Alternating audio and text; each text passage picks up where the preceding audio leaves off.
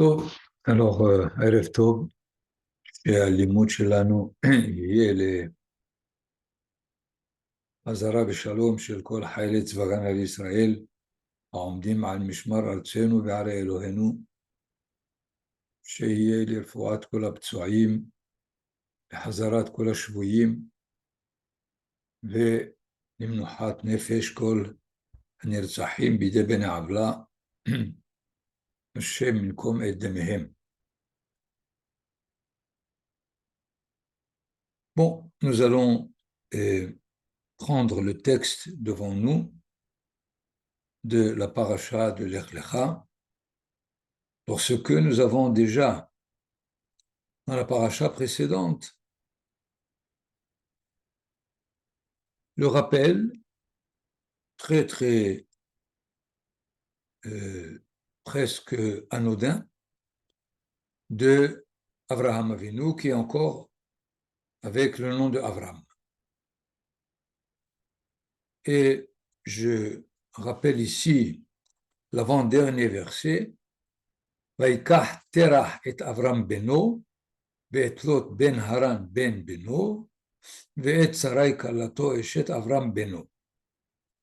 Semble que Terah a pris l'initiative, et il a pris avec lui Abraham son fils, Lot son petit-fils, et même Sarai, sa Kala, la femme de Abraham, son fils. Vayetseu itam meur kasdim. C'est assez énigmatique. Vayetseu itam meur kasdim. Qui est sorti avec qui? Pour aller où? Lalechet arsa Kenaan.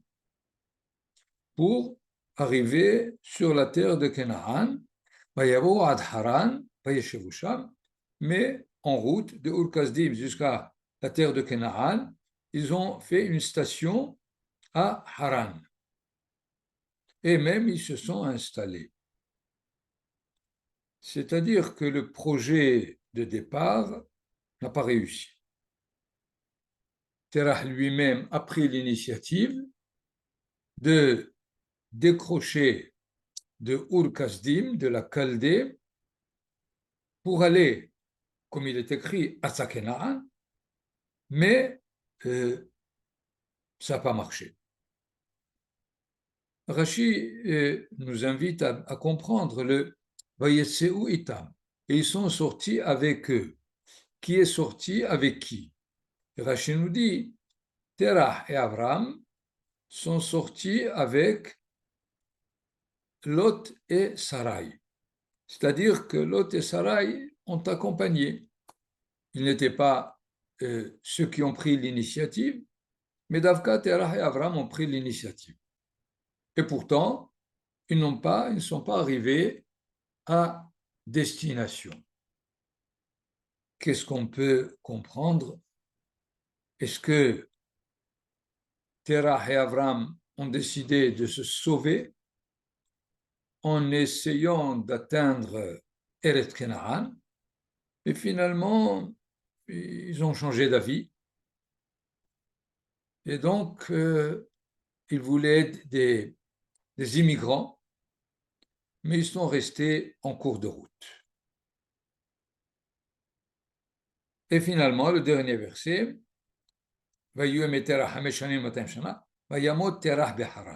Terah est décédé à Haran. Rashi là-dedans est assez explicatif d'une certaine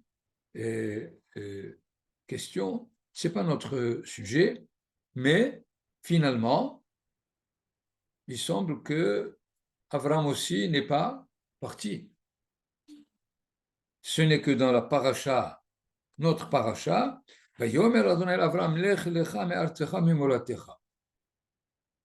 donc si ce n'est l'ordre de Hakadosh Baruch Hu, est-ce que Avram serait resté encore à Haran?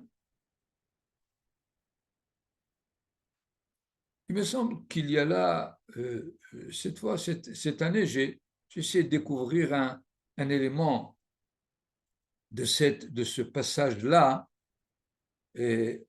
pour dire combien, malgré les efforts d'Avraham Avinu, qui est maintenant ici âgé de 75 ans, il n'a pas encore définitivement décroché de l'identité araméenne. Parce que on sait que Nahor, son frère, lui, il est resté à Aram. Terah, comme nous voyons, sort, mais n'arrive pas à Eretz Kenaan. D'ailleurs, pourquoi Eretz Kenaan n'est pas ailleurs? Parce qu'il semble que Eretz Kenaan était pour eux leur pays d'origine hébraïque, si on peut dire. Mais l'appartenance à l'identité araméenne de Aram leur collait tellement qu'ils n'arrivent pas à se détacher. Mais Akadosh Baruch Hu, qui connaît peut-être l'intérieur, vraiment le fort intérieur de Abraham, il lui a adressé ce commandement, Lech lecha me'artzecha u'mimolatecha u'mbet aviv. Alors que Terah, lui, était fondamentalement araméen et il n'a pas eu la, la, la, la force d'arriver même jusqu'à Eretz Kenaan. Et de là, il me semble, un élément, un message à toutes les générations, tant qu'on est en galoute, il est difficile de décrocher. Il est difficile de se détacher, tout simplement. Et ça a été déjà le cas de notre premier patriarche. Un autre élément important, c'est dans une comparaison que le Maharal de Prague fait entre Noah et Abraham Avinu. Quelle est la question? Noah, avant que Akadosh Baruch Hu lui dise de faire l'arche, nous entendons parler de lui. D'une part, dès sa naissance, on espérait, on avait un grand espoir dans Noah. C'est lui qui va apporter une consolation de cette relation qui est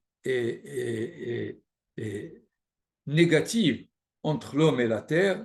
Et d'ailleurs, il aura inventé la charrue, le labourage.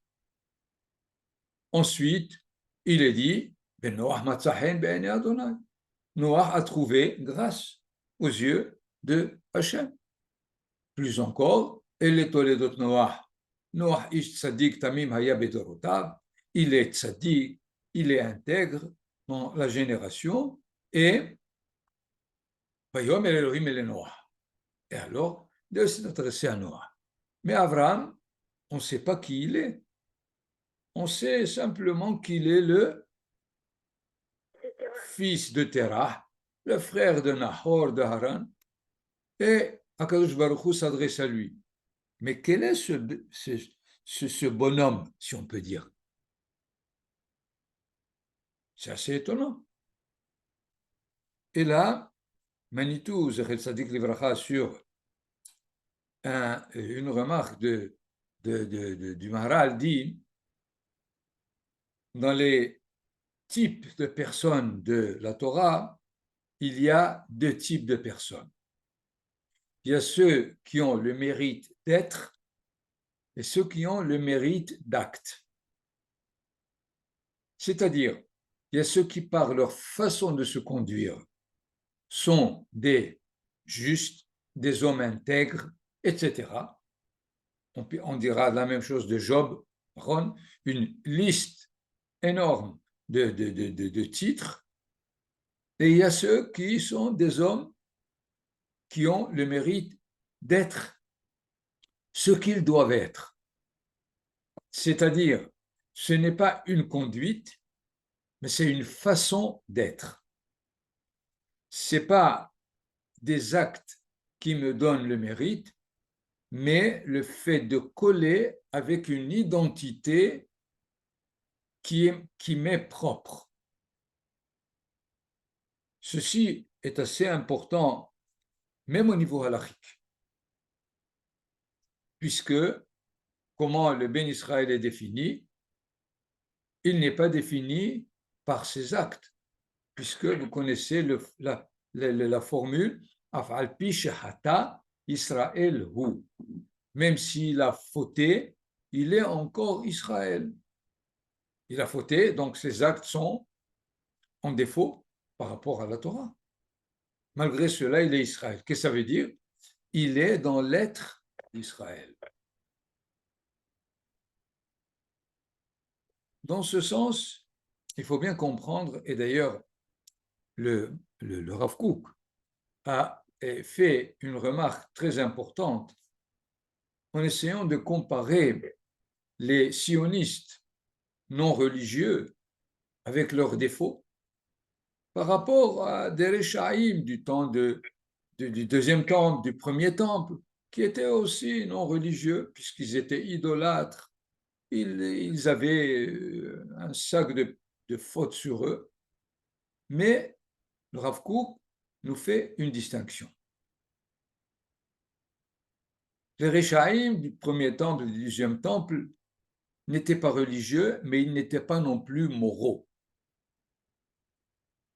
Dans leur relation avec les hommes, dans leur relation avec et tout ce qui concerne l'identité d'Israël, ils étaient en porte-à-faux. Mais ces sionistes de la première alia, de la deuxième alia, qui sont arrivés et qui n'étaient pas religieux, le Rav Kook trouve en eux une sorte de conduite d'identité d'Israël. En quoi? Ils arrivent, ils donnent leur âme, leur force, leur temps, leur travail pour qu'un jour le peuple d'Israël puisse vivre sur sa terre. C'est-à-dire, ils ont la sensation de l'être d'Israël, même s'ils n'ont pas le comportement de l'être d'Israël. Et dans ce sens, le Maharal de Prague explique pourquoi, pour Noah, il nous a été donné un dossier de type d'homme qui est roi, alors que de Avraham Avinu, on ne sait rien. Et Akadosh Baruch Hu lui parle déjà, même sans qu'on ne sache de quoi il s'agit, de qui il s'agit, pour nous dire Noah a été choisi à cause de sa façon de se conduire, alors que Abraham a été choisi à cause de l'être qu'il était en train d'acquérir pour l'histoire d'Israël. Donc, il me semble un point important dans l'introduction de notre paracha. Une autre remarque aussi très significative, c'est que du Bereshit jusqu'à maintenant, se sont écoulés à peu près 2000 ans. Alors que la paracha de Noah s'étend sur 25 ans. Vous comprenez le rapport de temps, d'époque, de période que la Torah attribue à certaines générations et à d'autres. Pourquoi? Parce que, et la Torah nous dit qu'avec Abraham Avinu, l'histoire mérite d'être racontée. Elle commence à évoluer, elle avance, elle est en train de se développer dans le bon sens. C'est finalement la leçon pour les générations à venir. Il faut savoir faire évoluer l'histoire. C'est dans ce sens, par exemple, qu'il faut comprendre à l'intérieur de la paracha comment la Torah détaille une guerre de 4 peuples du nord contre les 5 rois de Sédom et Amora. Des guerres, il y en a partout. Qu'est-ce que j'ai besoin de savoir qu'il y avait une guerre? mais afin de nous raconter, d'une part, le sauvetage du neveu de Abraham Avinu, Lot, et dans cette guerre, Abraham Avinu a été reconnu par les deux groupes belligérants. Les deux ont reconnu la grandeur d'Abraham Avinu, comment il s'est conduit dans cette guerre, aussi bien du côté de Sédom et Amora que des 4 rois qui leur ont déclaré la guerre.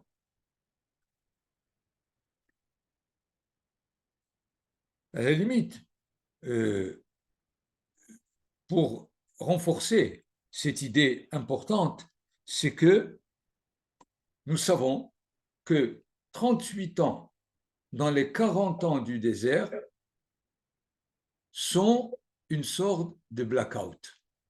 On ne sait pas du tout qu'est-ce qui s'est passé après la deuxième année où les explorateurs ont été envoyés pour arriver avec la bonne Bessoratova, une bonne parole de Retz Israël. Évidemment, ça a raté. Et à partir de ce moment, la Torah s'est arrêtée de raconter quoi que ce soit sur cette génération tellement haute qui est sortie d'Égypte. Et il faut attendre la 40e année pour que la Torah reprenne son récit. Ce qui fait, ce n'est pas parce que c'est des goyim qu'on a raccourci dans les deux parachiotes toute leur histoire de 2000 ans en deux parachiotes, mais c'est même pour Israël. À partir du moment où la génération du désert a décidé de ne pas monter en Israël, la Torah me dit, ça ne m'intéresse pas.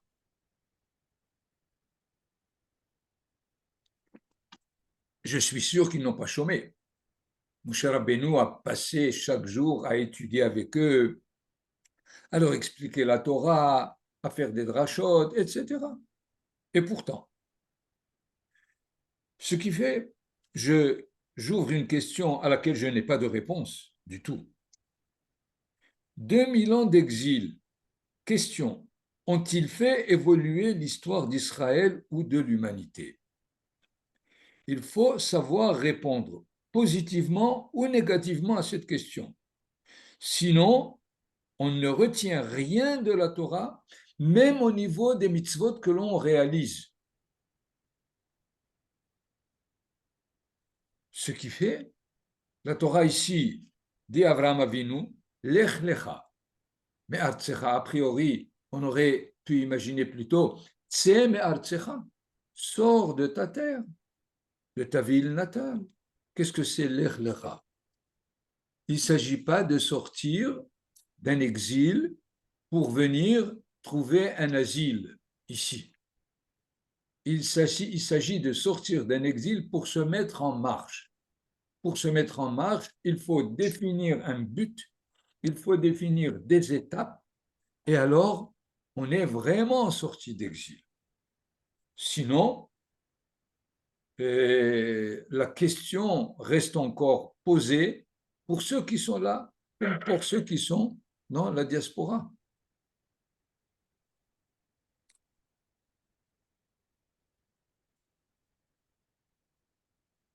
Une remarque à propos d'Abraham Avinu qu'il faut bien retenir et ne pas l'interpréter d'une façon plutôt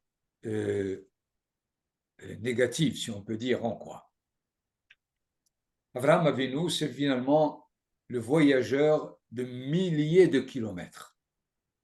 N'oublions pas qu'il est sorti du nord d'Irak pour arriver en Israël. Immédiatement, on va voir qu'il va descendre en Égypte. Il remontera jusqu'au nord pour faire la guerre à ces 4 rois contre les 5. Il redescendra ici. Et nous voyons qu'il est constamment en train de, si on peut dire, labourer tout le territoire environnant. On risque de tirer comme conclusion que le modèle d'Israël, c'est d'être constamment en train de voyager. Puisqu'il faut porter la parole divine chez les autres, alors il faut aller chez eux. C'est une erreur. Pourquoi? Parce que le deuxième patriarche nous donne le modèle inverse. Il a vécu 185 ans, 10 ans de plus qu'Avraham Avinu, et il est resté en Israël. Il n'a pas bougé. Et nous savons que Yitzhak Avinu est finalement l'anti-Abraham, si je peux dire. D'une part, il a un seul nom, et pas deux, Abraham. Il a une seule femme, et pas deux, comme Abraham Avinu. Il reste, à Abraham Avinu, il lui a dit Lech Lecha, mais à Yitzhak Avinu, il dit Shechon Ba'aretz, reste là où tu es. Abraham Avinu est un berger. Yitzhak, c'est un agriculteur. Nous voyons qu'il faut savoir que les patriarches, les trois patriarches nous donnent la vraie image d'Israël et surtout à travers Yaakov Avinu, qu'il faut étudier encore de plus près pour savoir que c'est notre histoire qui est déjà le modèle dans Yaakov Avinu. Ce n'est pas par hasard que les Hakamim ont exprimé la formule Maaseh Avot Siman Lebanim. Les actions des pères sont des signes pour les enfants. C'est-à-dire, les pères, dans cette formule, finalement, donnent la direction aux enfants à suivre pour réussir aussi leur histoire.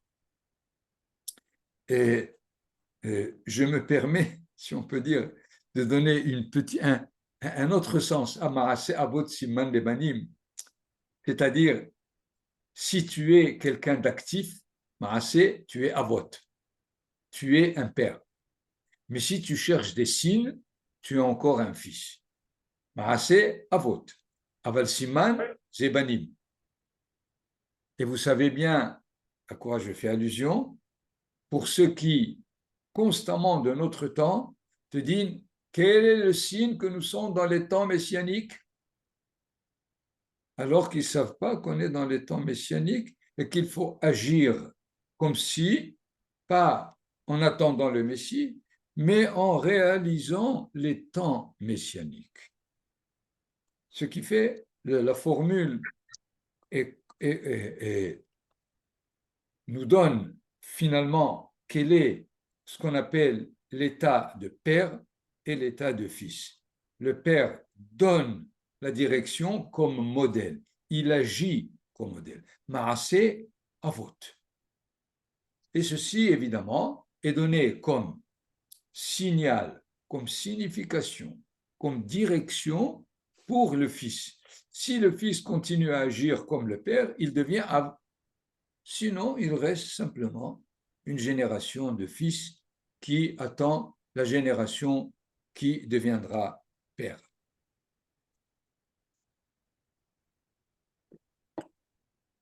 Donc, je vous propose maintenant l'étude du texte qui suit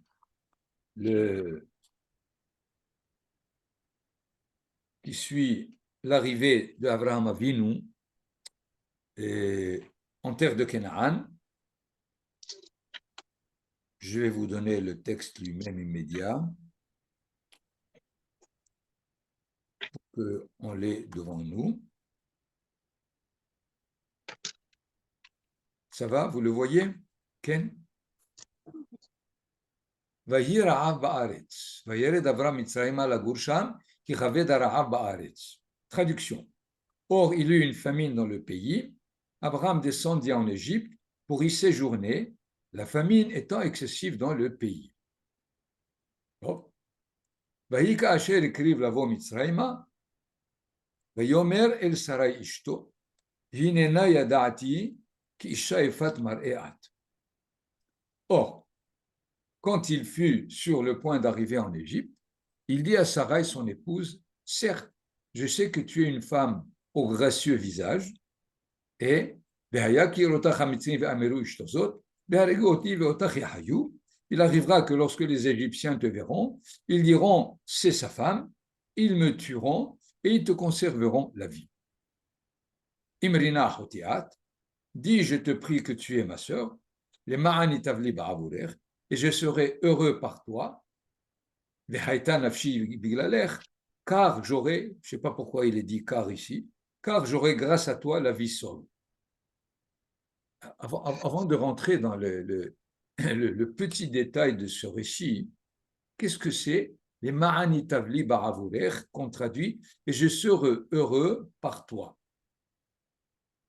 Il tient à voir la vie sauve, dans le sens littéral. Cela a évidemment posé problème de Rashi, qu'on a ici, et qui dit les ma'an itavli ba'avurech, afin qu'il me soit fait du bien par rapport à toi, itnuli matanot, ils vont me donner des cadeaux. Ah bon? C'est le moment de se servir de sa femme pour avoir des cadeaux. Nous savons que Nahmanide a critiqué très très fortement Abraham Avinu. Veda, qui Abraham Avinu hata het gadol bish gaga.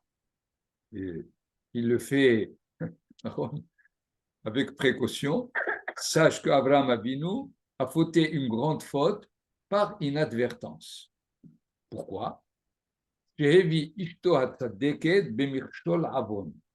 Parce que il a mis sa femme, la juste, dans une tentation de faute, évidemment d'être retenu par Paro, mi pene pahado pene harguhu, parce que il a eu peur qu'on le tue.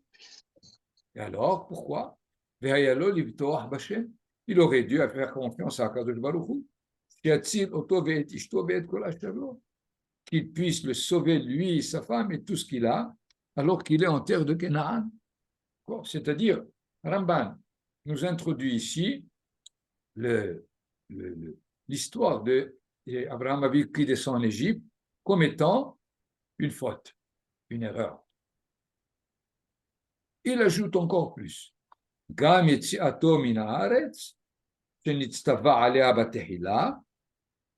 Même le fait de sortir de la terre d'Israël, sur laquelle il lui a été recommandé d'y arriver, mi pene hara'av avon asher het, ki Elohim bara'av ivdenu mimavet.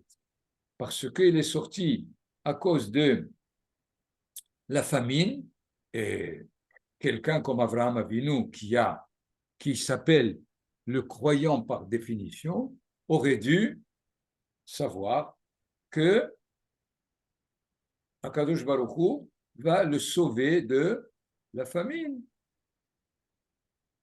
Vous comprenez? Donc, après des milliers d'années, voilà qu'un grand commentateur de la Torah nous présente cette action d'Abraham Avinu comme une faute.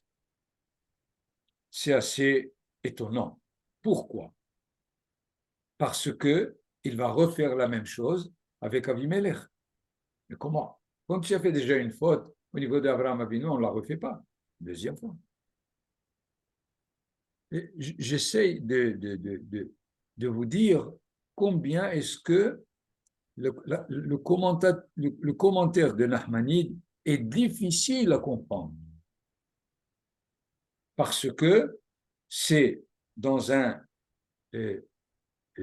une interprétation littérale, si je peux dire, du texte, que le commentaire se présente. Nous allons voir comment le Zohar va expliquer tout ceci du côté positif.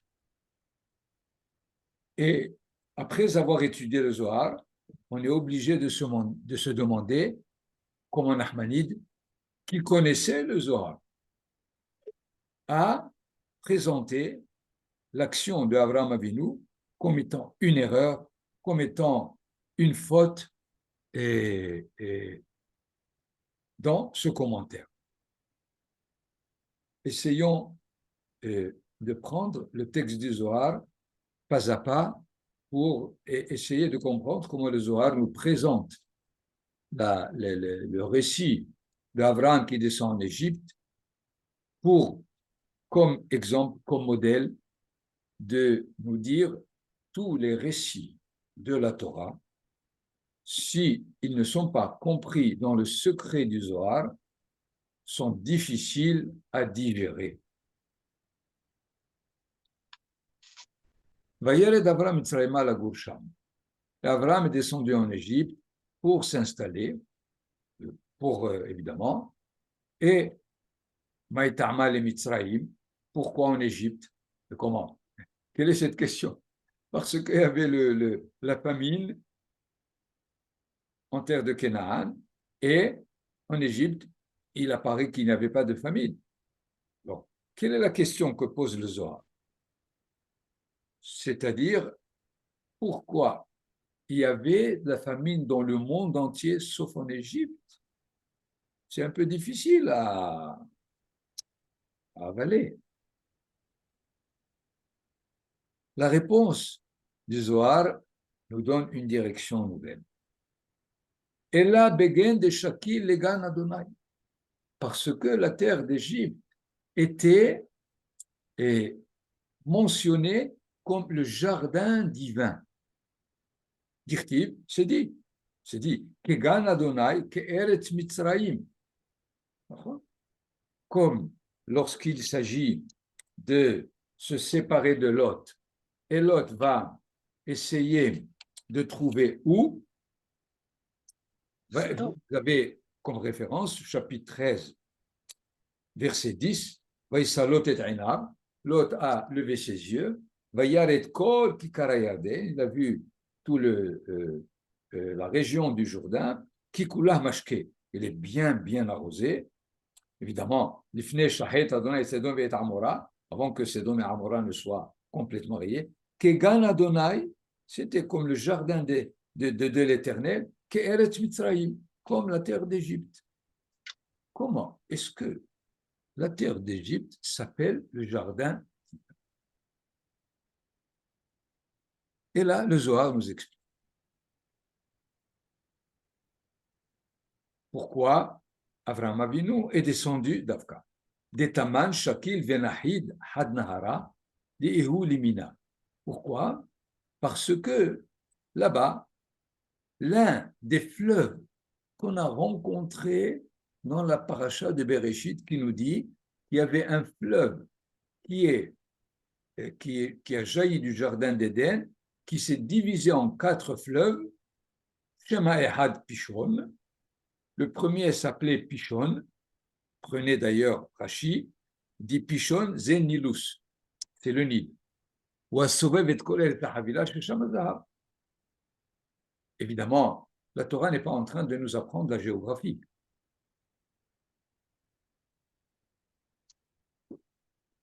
Mais pour nous dire que ce fleuve, c'était un fleuve de sagesse. Ce n'est pas un fleuve qui irrigue. Ça ne nous intéresse pas. Donc, le premier des 4 fleuves de sagesse dans le monde est arrivé en Égypte. Et Abraham, et Abraham le savait. Et il est parti avec une grande confiance, avec une grande foi. Bada Baal Minda voulait savoir Kol Innun Dargin, tous les niveaux des Ahadan les Theta qui se sont réunis et ramassés en Égypte.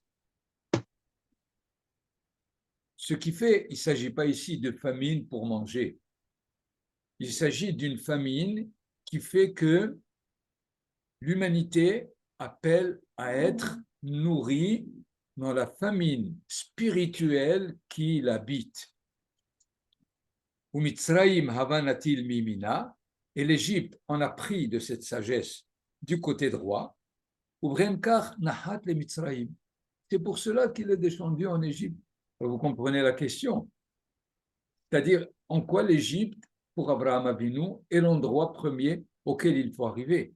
Parce qu'il ne faut pas oublier que dès que Akadosh Baruch Hu lui a dit « Va, toi, vers la terre que je te t'indique. » Pourquoi? « Ve'esra le goy gadol » je vais faire de toi un grand peuple. Tu vas être la source de bénédiction de tous les familles de la terre. Alors, immédiatement, Abraham Avinu, selon le Zohar, cherche l'endroit par lequel il faut commencer. Quel est l'endroit par lequel il faut commencer? C'est l'Égypte. C'est pour cela qu'il descend en Égypte.